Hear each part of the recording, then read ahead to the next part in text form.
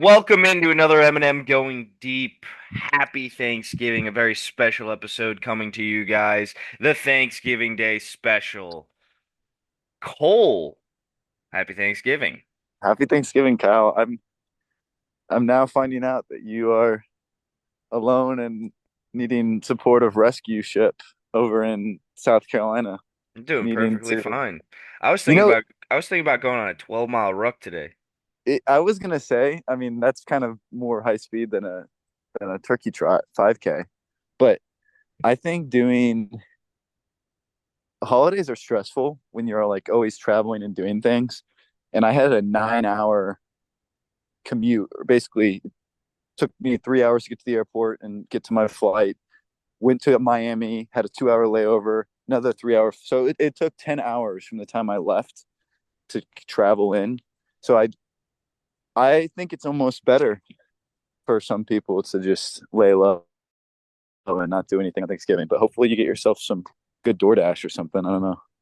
No, I bought I went to the butcher, got a very nice steak, a ribeye. Okay. I bought some sweet potatoes yesterday. I made myself some pineapple stuffing on Tuesday night, and I got some fresh vegetables, and I'm gonna make Okay. myself a nice meal. That's usually what I do on Thanksgiving is I stay in it because I usually take a prolonged what is it Christmas like leave. Like I'll Oh like yeah. I'll take a lot longer leave than anything than for Christmas and Thanksgiving. Yeah. But yeah, that's my plans today. But other than that, we got a lot of football to talk about. We got a lot of football that's going on today. Today's like one of the most prominent Shit, days in the football season. Every player, shittiest slate of all time, man. What the terrible fuck are we slate of doing? football games, though. That is If a problem. if Caleb Williams can save our fucking day or something, or Yeah, maybe Dallas makes it fun. We'll see. Tommy DeVito, baby. No, Drew Lock. We'll get into that. All Okay. right, let's start with first down. We'll go back to week 12. Week 12, Thursday night football. It was a doozy, baby. It was snowing. It was gritty. It was grimy. Jameis Winston leads the Cleveland Browns to a 24-19 victory over the Pittsburgh Steelers. I talked about last week when Cole wasn't here. He probably didn't listen, but I how listen. the Browns probably would fire Kevin Stefanski if they lost that game. Reports came out right before the game started that Kevin Stefanski was going to stay in Cleveland. It didn't Yeah. matter what happened. Very strange that they did that. I honestly, when I got those reports, I was like, it's a sure thing. He's going to get fired if they lose this game. But the Browns, they manned up. Miles Garrett had himself a game, 3 sacks, forced fumble on Russell Wilson. TJ Watt was nowhere to be found. Jerry Jeudy has emerged as a very good wide receiver now that Jameis Winston is starting for them. Nick Chubb, 2 touchdowns against the team that, you know, tried to end his career a year ago. So Andrew Berry, Kevin Stefanski, and Deshaun Watson. That was the report, right? That they're all three going to stay for 2025. Something about they did say something about like Andrew Barry, and then they made a comment later in the week, like I think it was a Saturday or Sunday report that uh they're gonna look for competition for Deshaun Watson in the offseason. And I was like, what the fuck does that mean? Like you have Jameis Yeah. Winston already.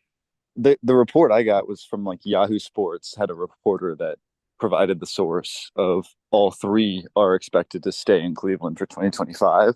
Hmm. And then, which again, it's not even near the end of the season. So if they collapse, I'm sure there's going to be reevaluation. But I mean, who had any doubt that the the Browns were going to beat the Steelers? I will say this. I know you put on your power rankings last week that the Steelers were in your top five. I don't think they're right there. And I was playing I would mind always games. I was playing I mind I know games. you I were. was I know playing you mind games. to me the Ravens, it just they have the formula. I know they don't have the defense yet, but that can be maybe picked up come January or December, and the offense and everything they have and Lamar Jackson, that's such a different pedigree than what you're looking at with the Steelers. And the Steelers play at their best, mistake free, complimentary football. And that's a really good recipe. But if they don't have the explosive offense to keep up with teams that are going to put up points against them, I don't see them going deep in the playoffs.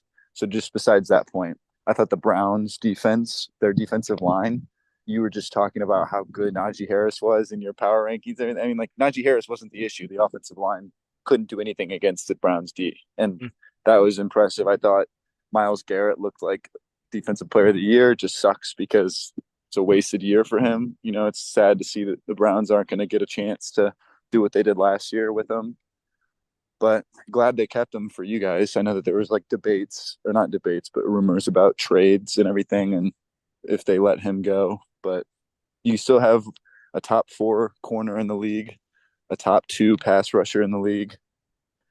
That's still something that you can keep going forward. They're both in their prime for the next few years.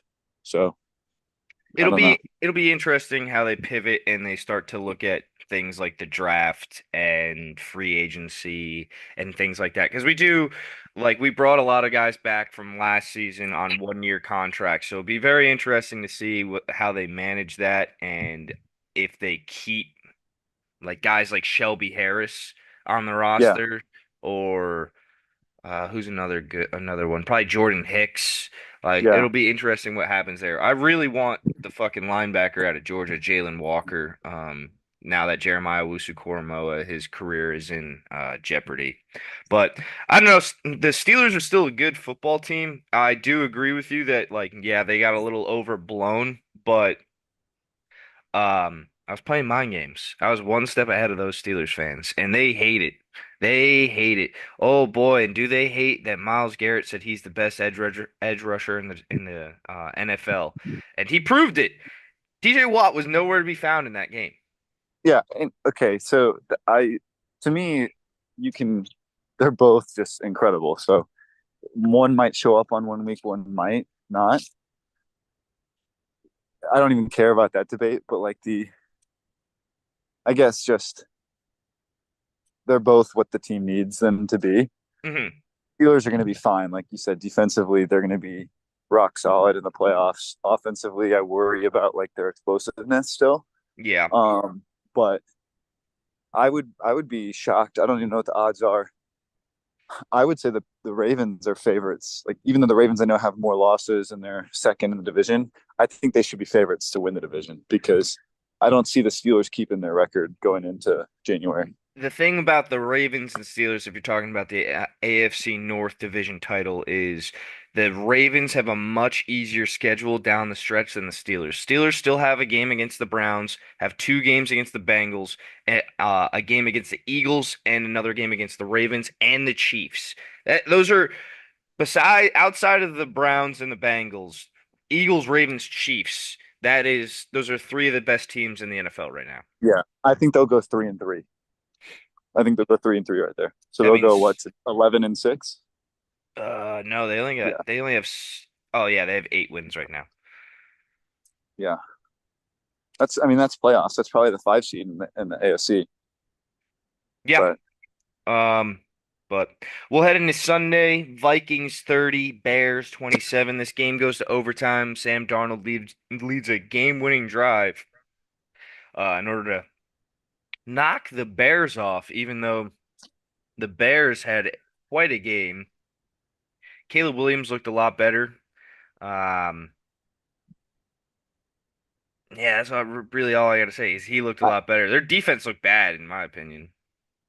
this was a interesting. I'm trying to remember specifically. This was the game I was paying attention to throughout. They came back and had a really good effort. Obviously, they had the onside kick, which was the reason they even had a chance to go to Hmm. overtime in this game. Um, Williams played great in like that fourth quarter, kind of the comeback when they weren't even really in it statistically because of the onside kick that needed to happen. But you still saw like incredible plays from the Vikings offense, and Sam Darnold played well. So I think that's really, if you're a Vikings fan and you're trying to be bullish on the Vikings, their offense looked really good and explosive. Aaron Jones is really helping the run game. Addis, like Justin Jefferson, got held to under I think 40 yards Yeah. receiving in this game, and they still looked explosive as a pass offense with Josh Oliver, T.J. Hawkinson, Addison, obviously, and then they're not even having. I think their third receiver right now is hurt, but No, Naylor's been doing pretty well.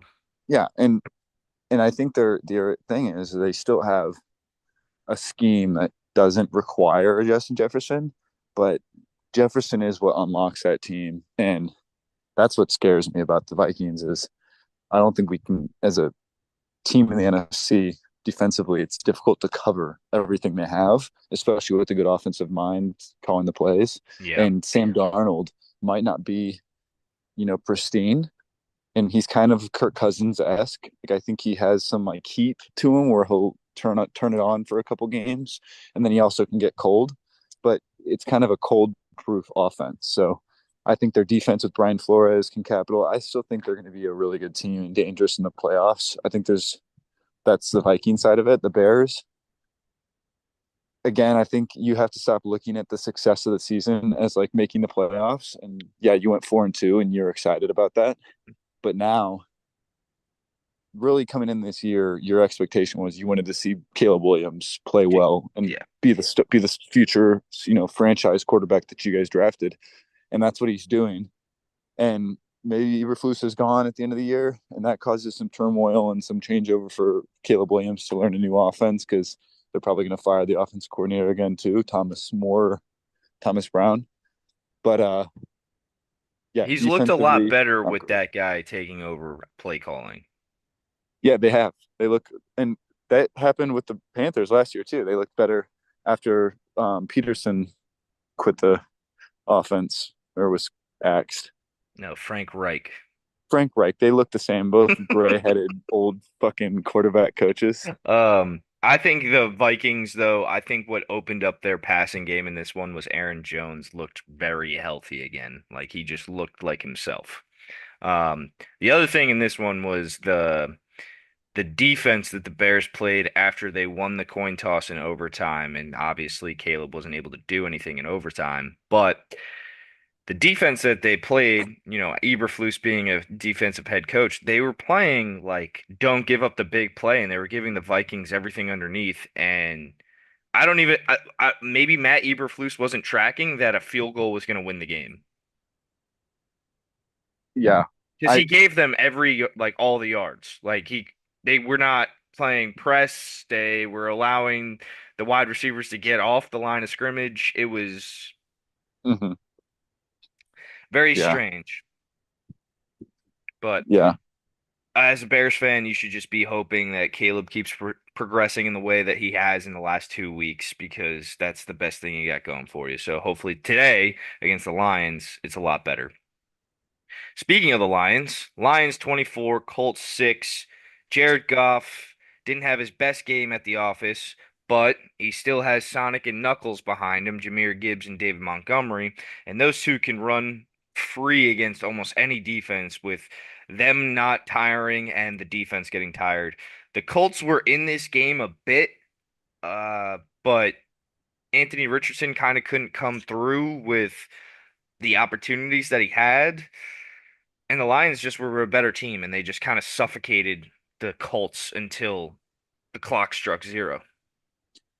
yeah. I think the Lions are now the team where they're boring because they're so good. And you look at the this season, last season, and how much success they've had under Campbell, and they're not even. You can't even say that because they're one of the most fun offenses to watch. Like they're so explosive. Every single game plan they have, they're doing some trick play or some catch you out of nowhere look where you wouldn't have expected. Almost like the Andy Reid, where they do all these unique, fun play designs that get you off your toes, and defense has no idea what happened because it wasn't on film. They do that every single week, and they're fun to watch. But it's just one of those games where they're going to win by multiple scores, and it probably won't even be close at halftime. So you just kind of don't even want to watch the game. You just want to have it on like the highlights to see like what how what they're doing. I'm hoping we can see some regression from that team so that there's even a little bit of hope as a NFC football fan to have a fun playoffs versus a team going through Detroit. But yeah, I think there's a lot of football left to be played, but I don't see a way where they're not the one seed locked down in Detroit, and they deserve it. I mean, they're a defense that's faced, losing Aiden Hutchinson, their studs. On the Colts side of the ball, I mean, they're only 2 games back from the Texans. The Texans don't look great, and I would just keep pushing the Anthony Richardson train, trying to see what he can do with that offense. And they have a really good running game. Their defense looked really good in the beginning of the year. I don't know how good it is actually. We'll find out, but um, they're not out of it, and that's what's kind of interesting is you feel like the Colts are just middling throughout this season, and the Texans aren't doing well either. So we'll It's we'll see. I don't know what their schedules are, but an interesting tidbit is that we saw two quarterbacks from that draft class get benched, and since they've come back onto the starting role of their teams, talking about Bryce Young and Anthony Richardson, both have looked much better. mm-hmm. And Anthony Richardson in this one, like, yeah, he didn't get the win, but he played a much better game than he was playing prior to him getting benched. And Yeah, I think as a Colts fan, you just got to keep hoping that he does that. yeah, and Joe Flacco wasn't working, so Yeah. All right, next game. Dolphins 34, Patriots 15. Dolphins could do whatever the fuck they wanted in this one. Patriots, you have a defensive head coach in Gerard Mayo. Your defense looked very bad. Drake May didn't really have much to do. He was getting pressured a whole lot. Kind of was just scrambling around trying to make a play. Dolphins went up 24 to nothing in early in going into the half. They were up that much, and they really in the second half kind of played with their food. Didn't really have to do much because the Patriots weren't going to score 24 points. yeah, I watched a little bit of this game in the first half and then kind of saw the score updates to the second. Lions with Tua are dangerous, and I know they're only 5-6, but I see them as right now. I think they're the 8 seed because the Broncos have the 7th seed by a couple of they're 7-5.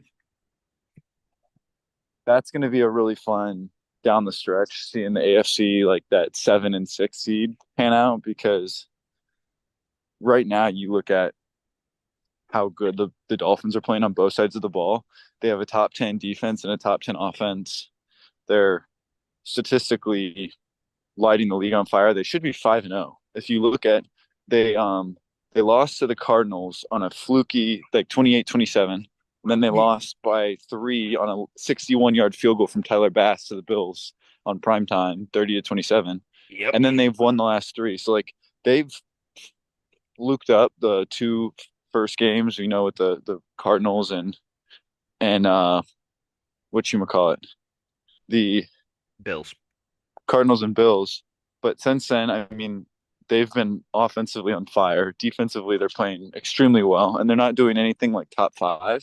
But every single statistic across the board, points allowed, yards rushing, yards passing allowed, red zone defense, they're all in the top 10. It helps And when you play the Raiders and Patriots back to back. okay, yeah. But I'm talking about the whole season. This isn't just like the last 5 weeks. Um, so it's just something to keep. Like the only teams that really took them out was the the Bills, kind of pushed all over them, and then the Cardinals, who can They get sexy sometimes. So they I'm got just waxed against the Seahawks. yeah. And the other thing I'll say, um, Patriots, yeah, get Drake May help. That's the only thing you can hope for is going in the off season that he stays healthy and he kind of still shows all his promise as much as he can with no supporting cast. And then you probably just need to completely overhaul the offensive lineup and start there because defensively, it's if you're going to try to prioritize what you're going to win by, you got a defensive head coach, you're going to win with offense. That's just, I think, how it needs to happen. You need to prioritize offensive skill talent in the draft if you're a defensive minded coaching staff. And Yeah. then that way you can deal with lesser talent as a defensive head coach and make that your responsibility. But I they wonder I suck. wonder how they'll go in the draft is if they'll attack the offensive line or they'll get him weapons because they don't really have weapons on the outside either. The one problem for the Dolphins making a run is outside of today's game against the Packers, they have two games against the Jets. Okay, they could probably win those two. They have a game in Cleveland against the Browns. Dolphins in cold weather, and then a game against a Texans team that's probably going to be, like you just mentioned, fighting for a division win and or title, and then they have a struggling 49ers team. Like obviously they can win all of those games, but they're playing teams that like are playing for something as well, one, and then two, cold weather. Yeah, no, completely agree. I think that Tua will be fine in the cold weather this week. They played negative 15-degree weather against the Chiefs in the playoffs. That whole lineup's basically going to a 25-degree, 20-degree temperature game this Thursday. So we'll see. Okay, next game. This one's we don't got to talk much about this one. Buccaneers 30, Giants 7. Next game. Giants yeah, Giants released Daniel Jones. They started Tommy DeVito. Wasn't much different. Baker Mayfield did whatever he needed to do at the office, had a rushing touchdown. Mike Evans was back, looked good. Bucky Irving ran all over the place on the Giants defense. Giants just get to next season. That's all I can say. But the Buccaneers, don't sleep on the Buccaneers winning the NFC South. That's all I've got. Yeah, it's definitely a boring game. Buccaneers, can they get in the playoffs? That's the interesting part of the down the stretch part of the season is, what do they have to do? I think the division's obviously still in reach. You're looking at, I think the wild card 7 seeds still in reach. So if they got Mike Evans back. They can start playing well defensively to help out Baker Mayfield's really good season. And I think they're a dangerous team. But next game, Next game, fun one. Cowboys 34, Commanders 26. A lot of people didn't give the Cowboys a shot in this one, but they came to play, stunned the Commanders. Obviously, the Commanders had some problems kicking the ball, but Terry McLaurin. That's all we need to talk about is that unreal, play. dude. How the hell did that happen? If you I don't was know just what like, if you don't know what Cole uh, and I are talking about, the Cowboys went up. What was the score? Like 27 to it's 20, 27-20, and Terry McLaurin scores like an 80-yard touchdown on the 86 next yard. play, and you're thinking the Commanders are going to tie this game. Oh my God, with 20 seconds left. Next It thing you was like know, they miss the extra point. it was like Madden where you're playing on like rookie mode and like the defense is just like slowly trying to like they're taking the worst angles and you're like, what the fuck just had like are they letting them score? Like what just but Unreal. I obviously wanted the Commanders to lose for wild card implications for the Packers, so I was happy and then I almost was extremely pissed with them tying the game, but then the Austin Seibert missed extra point was Never, phenomenal. never trust a Browns kicker, And I think especially he one missed that they drafted. another kick, I think, Yeah, earlier he in that.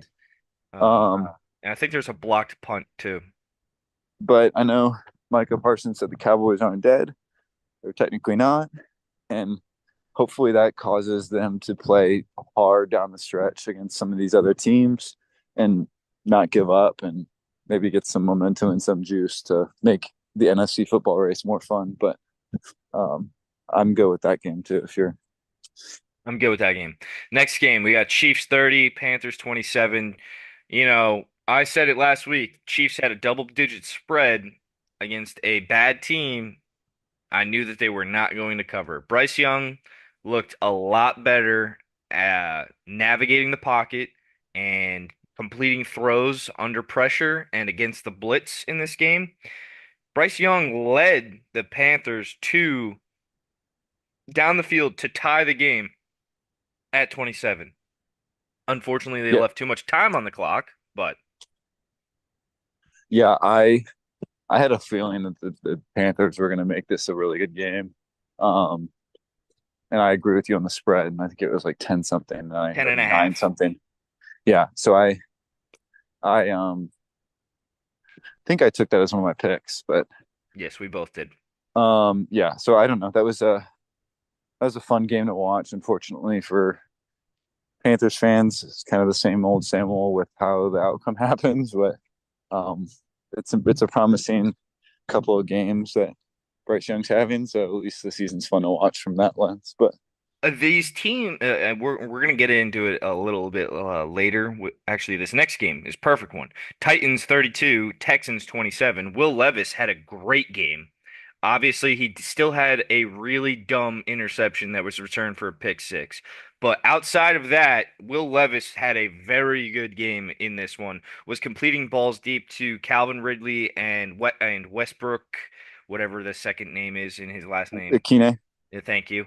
And Tony Pollard was running like a madman in this one.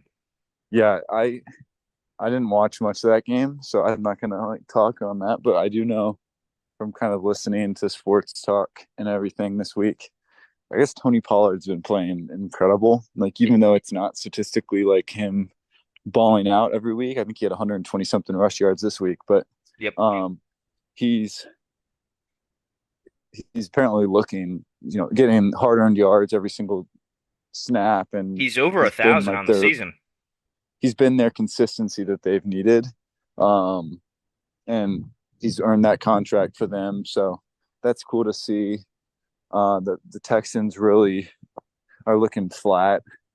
I know they kind of started out really strong at 5-0 and or 4-1 and then 5-1. And I mean, really, it's just about finding their offensive rhythm again with CJ Stroud. And I think defensively, they're kind of capped with the talent they have at a certain level. They still have really good players in that front seven. And they didn't look great tackling. Obviously, Chidozie Okonkwo or whatever his name, Chigozie, had that great play. But um, yeah, I mean, I'm good with this game, but it's Yeah, scary if you're a Texans CJ fan. Stroud didn't look great. He pulled the Dan Orlovsky and ran out of the back of the end zone. That was Yeah, kind of a game sealer in this one. I was waiting for you to say it. D'Amico Ryans. Yeah. Um, the issue, the point I was gonna make was before when we were pivoting from the Panthers game into this game was you have teams that are bad right now that have drafted a quarterback pretty recently, a la the Panthers, a la the Titans, the Colts, and they're pretty high in the draft order right now. And I don't think that they'll take a quarterback pretty high because they have these guys and they're showing some things right now down the stretch that they can be molded into something. But teams like the Raiders or the Giants are just quarterback starved. Yeah, the Titans are drafting a quarterback. You think they're keeping Levis? After this game and how Will Levis can perform down these last 5 weeks, it wouldn't surprise me if they didn't. I mean, I think he's got Callahan's done He's with got him. he's got he's got 2 games against the Jaguars, a game against the Bengals, and a game against the Colts where he could stat pad. Yeah, we'll see where they are in the draft order and how the quarterback talent lines up. But All right, next game, another one we can go real quick over. Broncos 29, Raiders 19. Raiders are really bad, and Broncos are really good. Broncos are good. Bo Nix is looking like incredible for that offensive scheme, and it's cool to Probably the see. rookie of the year. It's cool to see how he was kind of the under or the overlooked um, quarterback in that first round, and how well he's played, especially with the kind of the beginning of the year. And I said this: Packers played them in the preseason, and they beat our fucking ass. And defensively, the starters and the joint practices and everything, they were kicking the Packers' ass on offense. They were beating our ones with their ones, and then Bo Nix was looking really good throughout the preseason. So I kind of just had a feeling, and I'm not saying that I'm the only one. I'm sure a lot of people thought the Broncos were going to be better than what they were the year before, but cool to see. Next game, Packers 38, 49ers 10. Obviously, no Brock Purdy, but that's no excuse. Packers took care of business. Yeah, this is a short one. It was we did what we had to do, and we should have done more. Honestly, we should have won by more. Christian Watson dropped a 51-yard ball right down Touchdown. his hand. Yeah, just which that's the only play I can think about is he drops a game ceiling catch that if we were playing in the playoffs, that could have lost us a game. And it Dobbs was had the a drop easiest. in the end zone, too. Yeah, like we had two mistakes that could have if we were playing a team that was equipped to beat us. Defensively, I thought we stopped their run really well, but again, they didn't have Trent Williams, they didn't have Feliciano, so I'm not like patting ourselves in the back. This is going to be a hard week next week or today, but next game, if I'm done with that shit. The Packers took care of business, and I will say that they ran the ball very efficiently in this game, and that's a big thing going forward for you guys. Yeah, Jacobs looks great. Next game, kind of another boring one. The 4 o'clock slate in this week was terrible. Mm-hmm. Seahawks 16, Cardinals 6. Kyler Murray couldn't really do anything in this game. Neither really could Geno Smith. He had one touchdown. The biggest play in this game was a pick six by Kobe Bryant, which was a very good play by him. But outside of that, the Seahawks just kept the Cardinals out of the end zone, and they stymied their offense just enough that they were able to win this game. Yeah, that was the biggest game of the NFC West season, and it might end up being for the rest of the season. It might end up being the biggest game of the year. Um, I know it was kind of a dud in terms of watching it, but the uh, the outcome was huge, and Yep. we'll see how that affects the Cardinals getting back into a rhythm on offense going down the stretch, and and what happens with the Seahawks, and they've got a pretty difficult schedule too. So let's I don't know, good game for the Seahawks, obviously on defense, the way they shut down the Cards, but their defensive line's healthy again. Leonard Williams and that pass rusher are beasts, so that's going to help them beat some of the top teams in the league. Next game, we got Sunday Night Football, Eagles 37, Rams 20. Saquon Barkley, man, Next 20, game, yeah, Saquon, 255, 255 yards rushing, 2 touchdowns. Literally did. The Eagles are a very interesting watch whenever they're playing. Because the first half is tight. They might fuck up on a drive and not score a touchdown. Maybe they settle for a field goal. It keeps the game close, but once you get into that second half and they just start feeding Saquon Barkley and their offensive line starts pounding your defensive line, it's almost like the defense starts waving the white flag because it was chunk play after chunk play after chunk play, like an impending doom of Saquon Barkley going to yeah. break a big one. This is another game where it just seemed like the defense was playing on rookie mode, and not at the beginning. The Rams defense was playing really well those first two drives. And the Eagles were Uh, not. and the Rams, the Kyron Williams fumble sucked it for the first drive, but the Rams offense looked incredible in the beginning of the game. And I was like, again, I'm scared of the Rams. Rams are a scary team. Eagles are obviously a scary team.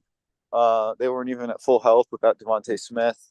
Uh, both of those teams are good. I would, it's just a difficult, tough draw that the Rams had to pull by playing the Eagles like that.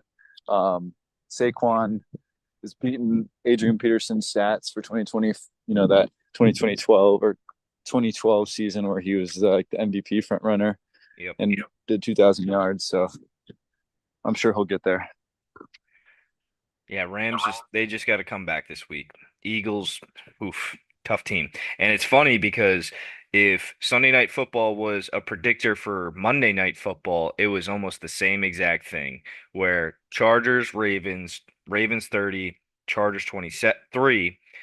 Ravens came out of the gate pretty slow. Next thing you know, John Harbaugh goes for a fourth down.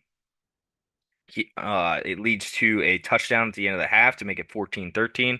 Then the second half comes around and Derrick Henry just runs through that Chargers defense, and it was another impending doom.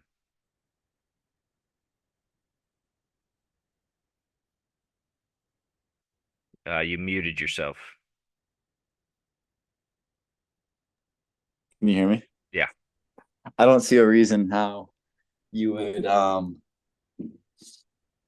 like Nick Sirianni as coach of the year candidate. I think is probably like the next thing I would, which is crazy to say because you're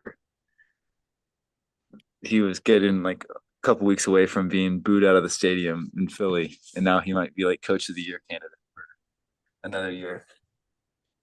yeah. But got anything on Chargers Ravens?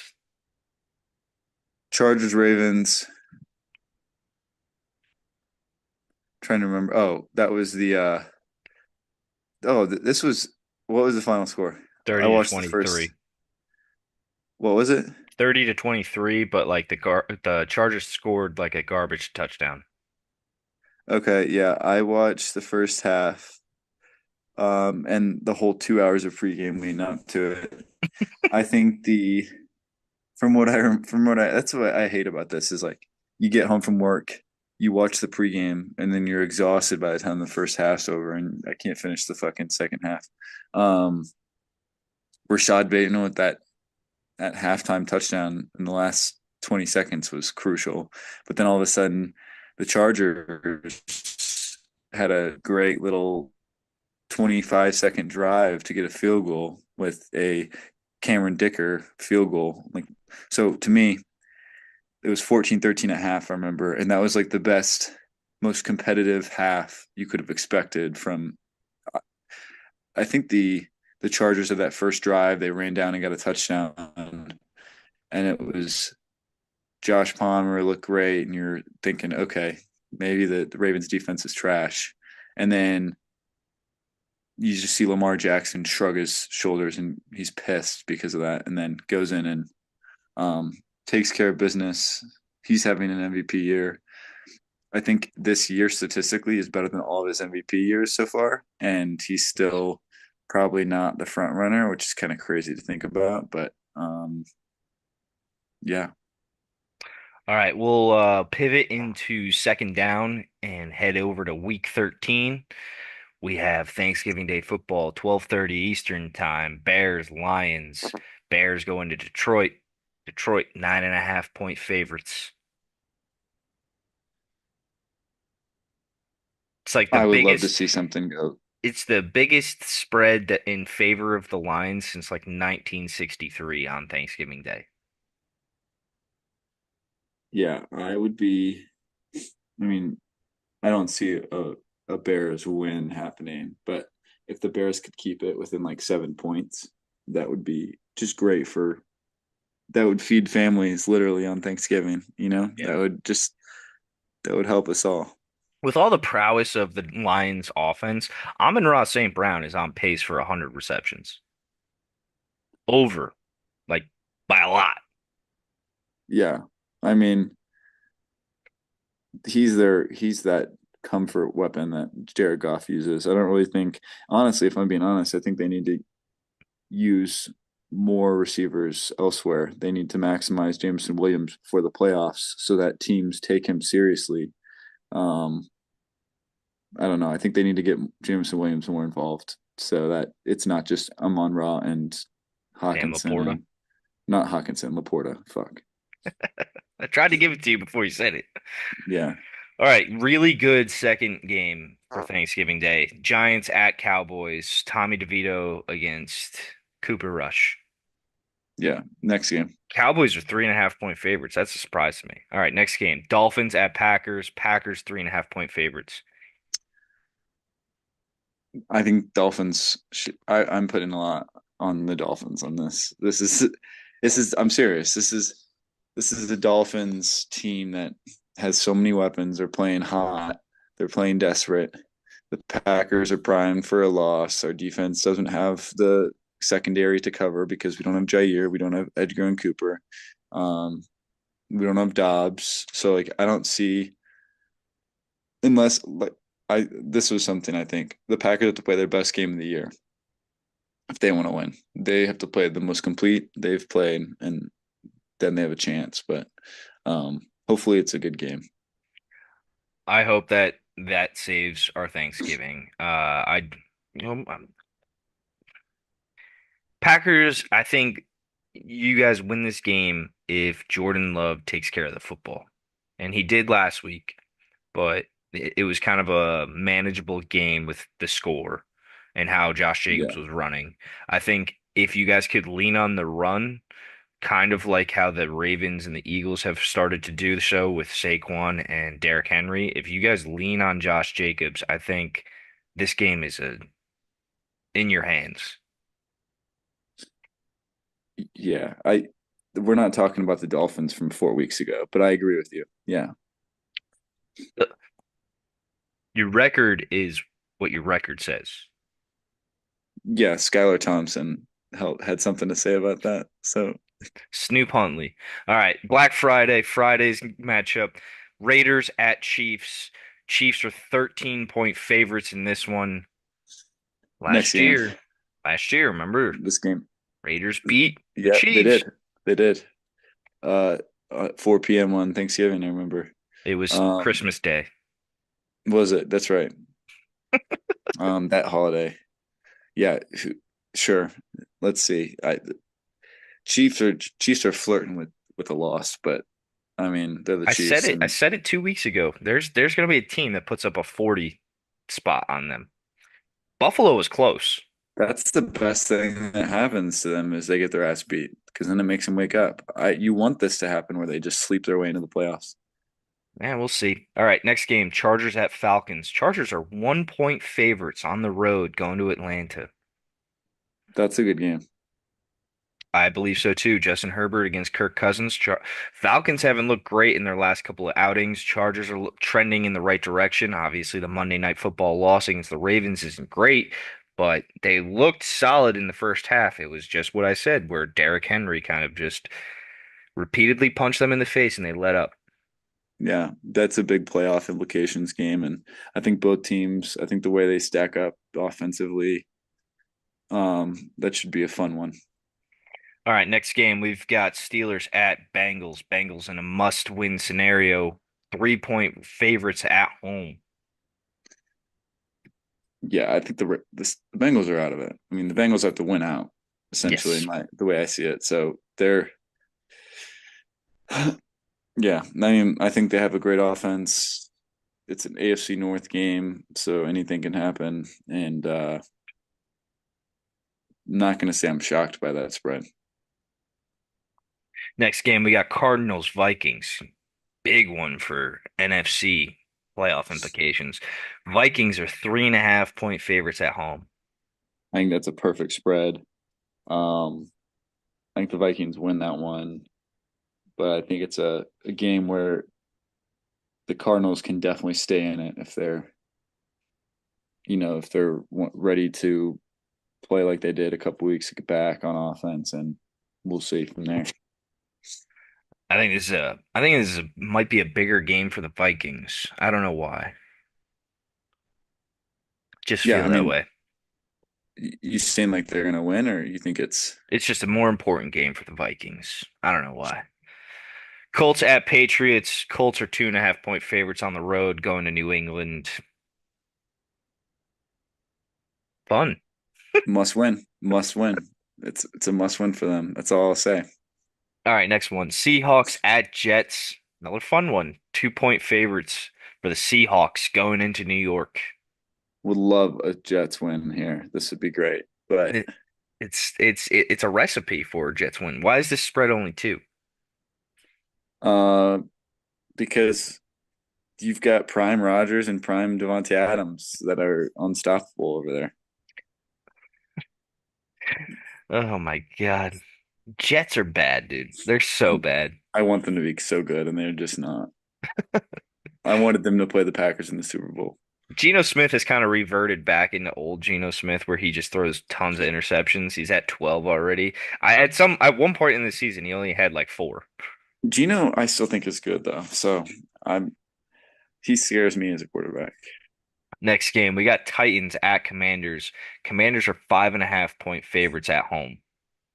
Hammer the fucking Commanders in this. Oh, I was gonna say hammer the Titans.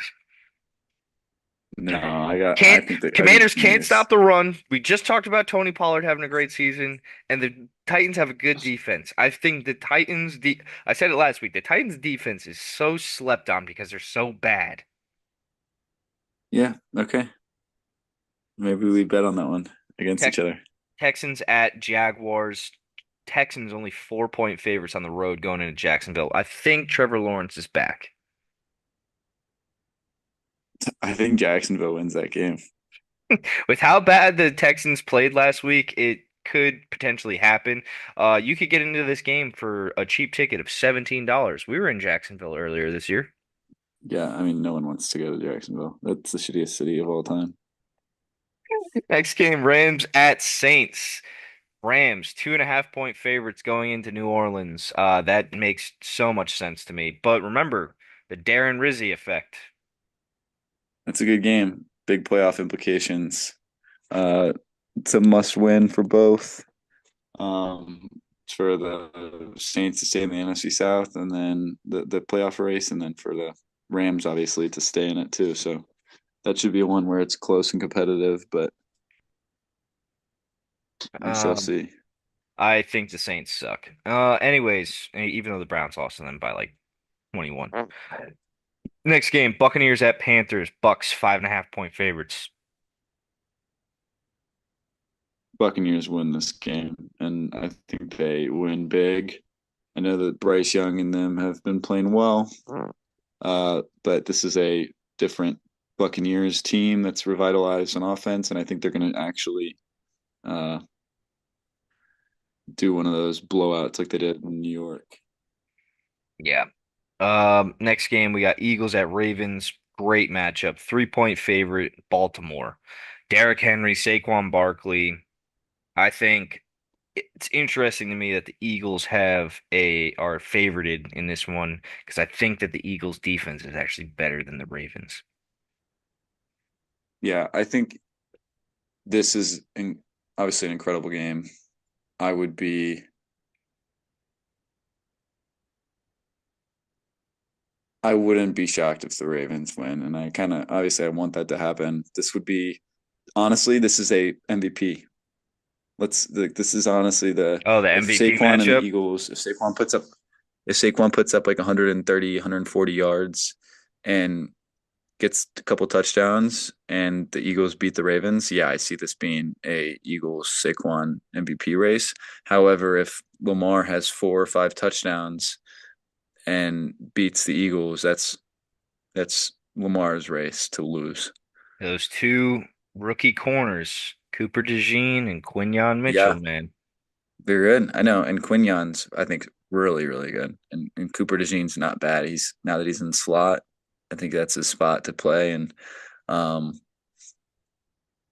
yeah. Reed Blankenship, another good one. Eagles Hmm. defense did lose Brandon Graham in the last game. That might be an important note. Next game, Sunday Night Football, 49ers at Bills. I don't report I think is Brock Purdy is trending in the direction of playing.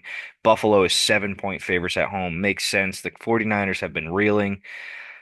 Could be a good game though if the 49ers get some chess pieces back, but we've said it all season that we're like wait until they get fully healthy. They've been fully healthy in a couple of games and they've lost some of those. Yep. This it's a must win for them. They have to. They have to win, and the Bills are in search of that number one seed. They are one game back of the Chiefs after just defeating the Chiefs 2 weeks ago. So Buffalo's not going to let off the gas. Monday Night Football, interesting one. Browns at Broncos. Broncos are 5.5 point favorites at home. This will be the end of the Brown season. The end of the Brown season. I mean, You it's don't think already over. I was gonna say I mean, is it? I mean, mathematically, they probably have a 0.1% chance, but um, yeah, this is, I guess, fun because the Browns can beat good teams and they could kind of spoil the Broncos, but matchup wise, I don't think it's a phenomenal Monday Night Football game. We would be doing the Bengals a big favor if we beat the Broncos. Yeah, you win. Yeah. All right, let's head into third down. Who is your lock of the week and your upset of the week? Where's third Lock of the down? week, Lions. Upset of the week, Based off last Dolphins. week, just a Dolphins. reminder. Last week, Cole had Lions as his favorite. They won, so he moves to 7-5. His upset of the week was 49ers. He just drops to 3-9 on the season on upsets. So lock, he's got Lions. Upset is Dolphins. For my lock of the week last week, I had the Buccaneers move to 8-4 on the season. My upset was the Rams fall to 3-9, just like Cole. Favorite of the week, I'm going to take the Buccaneers again. Look for them to beat the Panthers. And then my upset of the week, give it to me. Titans. Okay, I like it. All right, All right, pick. let's best sneakiest matchup for fourth down. I think my best matchup of the week, I'm going to go. I know the best matchup that like everybody wants to talk about, but I'm gonna opt out of it. The best matchup everybody wants to talk about is Eagles Ravens. But best matchup to me is Steelers Bengals. A lot on the line here in the AFC North. Teams hate each other in the AFC North. Look for some hard hitting AFC North football in that one. Yeah, I'll go. I'm gonna go Eagles Ravens just because I think that's a pivotal game for both playoff races, AFC and NFC, and that's going to determine a lot down the stretch of seeding and have all those implications and whatnot. And I think it should be a high scoring game. Then I'll say sneakiest matchup I think is going to be, um, gosh, you can really go two ways here with either the Rams and Saints or the Cardinals Vikings. I'll go Cardinals Vikings though. I think that's another game where there's a lot for the Cardinals. Can they play in the tough Minneapolis Dome and win on the road? I don't think they can, but we shall see. Sneakiest matchup for me is Chargers Falcons. Two teams vying for playoff position. Falcons have the Buccaneers right on their heels. Chargers could they got to win to keep pace in the AFC wildcard picture. Hmm. All right, let's head into our pick six. Start us off, Cole. After last week, Cole went 3-3. He moves to 39, 32-1 on the season. I went 3-3 as well. Go to 46-26 on the season. Okay, I'm gonna go first pick. I'm gonna pick Dolphins plus 3.5. Dolphins plus 3.5. That's his first pick. Give me Drew Lock plus 3.5. Terrible pick, Kyle. Give me Detroit minus 9.5. Detroit minus 9.5. Lions minus 9.5. If the Bears were home, I would go against you on that one.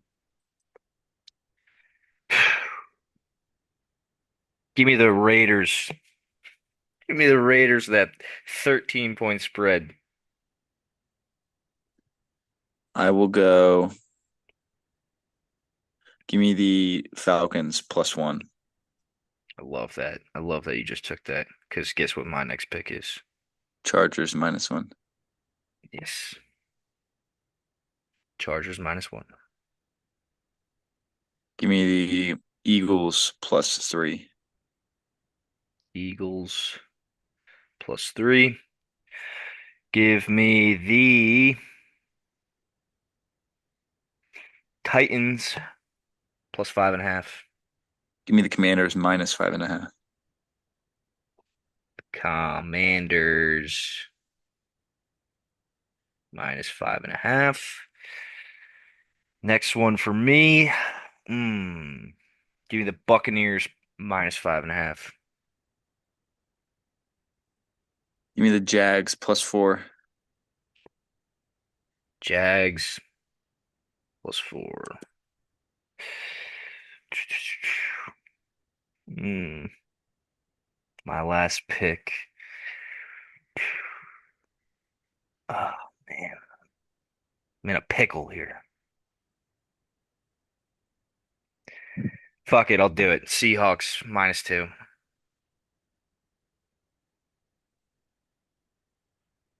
And that is our pick six of the week. You got any anytime touchdown scores? Anytime touchdown score, Devin A. Chain. Devin A. Chain. Should I start Jalen Waddle in my fantasy league? You should. I You should. 100% should. I think Why? he went off He last week, and I he think he's going to did. go off again. That's the only week he's gone off, and it's been terrible this year. I The only reason I would say yes for sure is just because Tyreek, we're already down corners and we're short, so we have to play more towards Tyreek, and so we're going to dedicate probably two guys on Tyreek, and they're not going to be, you know, whatever. We're going to have safety help and everything, and then Jalen Waddle will have to be the guy that we're susceptible to. If I We'll start see. Jalen Waddle and he puts up fucking 5 points, I'd be pissed at you. You can thank me later. Um, that's it for MnM Going Deep. College football, big week coming up right here. We've got big matchups: South Carolina, Clemson, Alabama, Auburn, yada yada yada. A lot of playoff implications, especially after last week with a bunch of teams losing. Who you got?